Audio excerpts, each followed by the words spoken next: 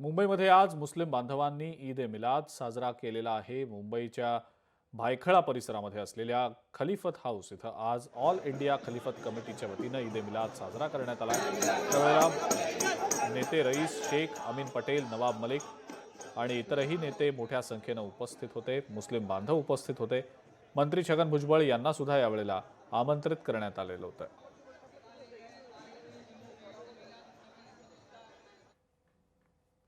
जिथून स्वातंत्र्याची लढाई सुरू झाली, हिंदू आणि मुस्लिम एकता निर्माण झाली।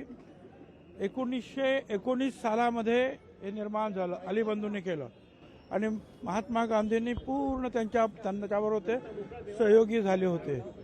तर ह्याच माझगाव विभागामध्ये नगरसेवक 20-22 वर्ष आणि 2 वेळा आमदार सुद्धा झालेला आहे। तर अनेक वेळा मला इथे आमंत्रण दिलं जातं आणि मी ज्या वेळेला इथं असतो मुंबईत त्यावेळेला मी येतो इथे। लोकशाही मराठी ऐका, पहा, जागरूक रहा।